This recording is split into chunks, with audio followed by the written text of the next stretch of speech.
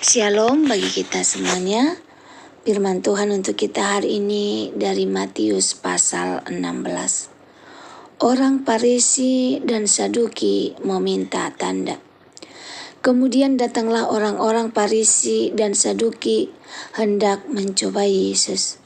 Mereka meminta supaya ia memperlihatkan suatu tanda dari surga kepada mereka. Tetapi Yesus menjawab, "Pada petang hari karena langit merah, kamu berkata hari akan cerah. Dan pada pagi hari karena langit merah dan redup, kamu berkata hari buruk. Rupa langit kamu tahu membedakannya, tetapi tanda-tanda zaman tidak. Angkatan yang jahat dan tidak setia ini menuntut suatu tanda, tetapi kepada mereka tidak akan diberikan tanda selain tanda Nabi Yunus."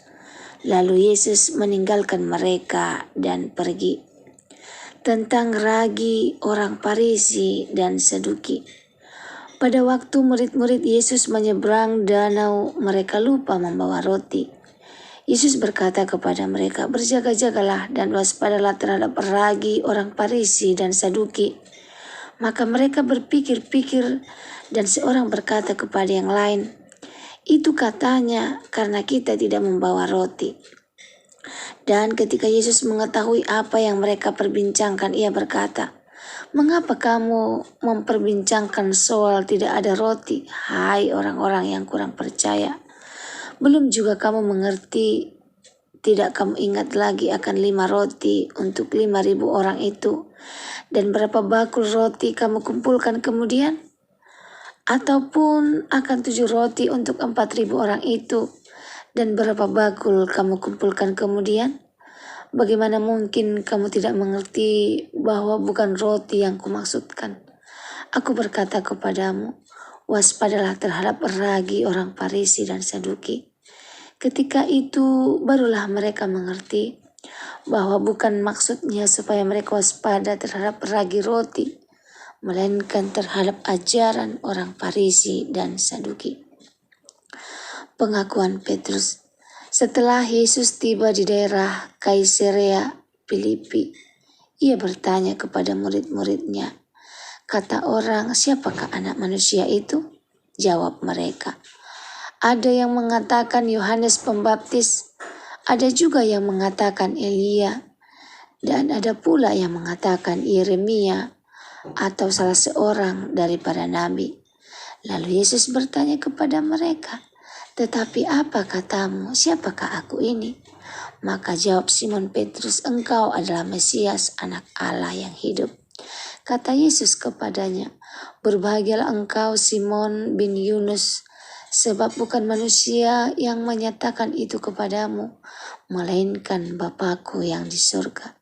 Dan aku pun berkata kepadamu, engkau adalah Petrus, dan di atas batu karang ini aku akan mendirikan jemaatku, dan alam maut tidak akan menguasainya.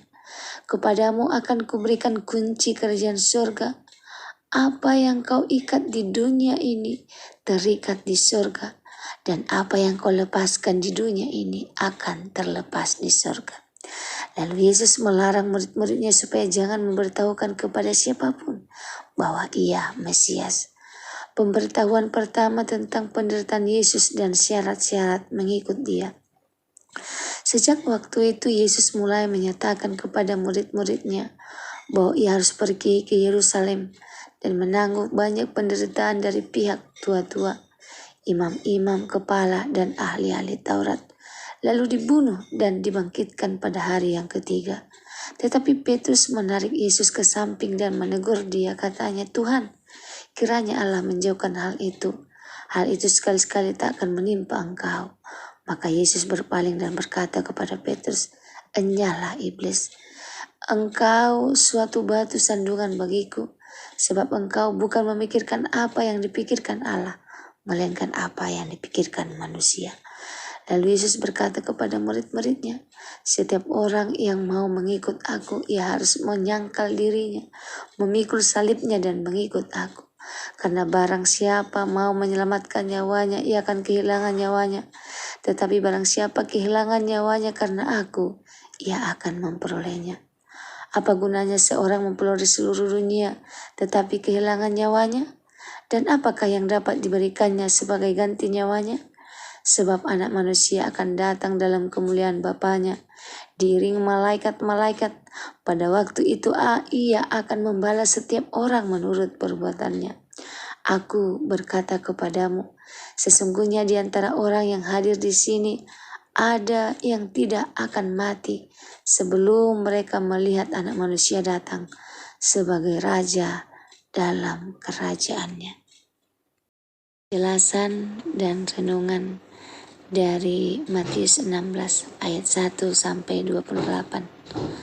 Ayat 1 sampai 4, tanda dari surga. Orang Farisi dan Saduki datang untuk mencoba Yesus dan meminta tanda dari surga. Namun Yesus mengecam mereka karena mereka paham tanda-tanda alam tetapi buta terhadap tanda-tanda rohani, yaitu karya dan kehadiran Mesias di tengah mereka. Tanda Yunus maksudnya adalah kematian dan kebangkitan Yesus. Sebagai Yunus 3 hari dalam perut ikan. Pesannya, banyak orang lebih suka tanda spektakuler daripada percaya pada kebenaran yang sudah jelas dinyatakan oleh Tuhan. Ayat 5-12, ragi orang Farisi dan Saduki.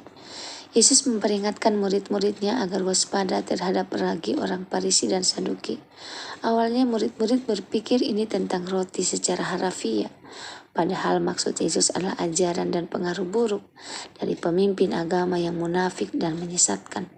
Ragi dalam konteks ini adalah simbol pengaruh kecil yang bisa menyebar dan merusak, yaitu ajaran yang menyesatkan, kemunafikan, dan ketidakpercayaan.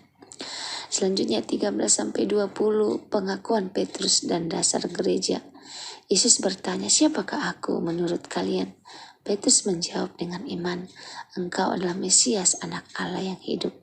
Yesus menyatakan bahwa pengakuan iman seperti itu adalah dasar gerejanya dan bahwa pintu maut tidak akan menguasainya. Petrus diberi otoritas rohani, kunci kerajaan surga. Pesannya, iman yang benar kepada Yesus sebagai Mesias adalah pondasi kehidupan rohani yang kokoh. Selanjutnya ayat 21-23, Yesus menubuatkan penderitaannya. Yesus mulai memberitahukan bahwa ia akan menderita, mati dan bangkit. Tapi Petrus menolak gagasan itu dan mencoba menjaga agar Yesus tidak menderita. Yesus menegur keras, enyahlah iblis, karena Petrus memikirkan cara manusia bukan rencana Allah. Kadang niat baik manusia bisa jadi penghalang rencana Allah jika tidak selaras dengan kehendaknya. Ayat 24-28, mengikut Yesus memikul salib. Yesus mengajak setiap orang yang mau mengikut Dia untuk menyangkal diri, memikul salib, mengikut Yesus. Yesus menekankan pentingnya menyerahkan hidup demi Kristus. Karena apa gunanya seorang mempelajari seluruh dunia tapi kehilangan nyawanya? Yesus menegaskan akan datang dalam kemuliaan dan membalas setiap orang menurut perbuatannya. Renungannya untuk kita hari ini. Iman bukan soal tanda-tanda mujaib, tetapi pengenalan akan pribadi Yesus. Jangan cari Tuhan hanya saat butuh mujizat. Kenalilah hatinya dan percayalah kepadanya meski tidak selalu ada tanda. Waspadalah terhadap pengaruh yang salah, bisa dari ajaran sesat, pemikiran duniawi, atau bahkan orang baik yang menyesatkan arah hidup kita.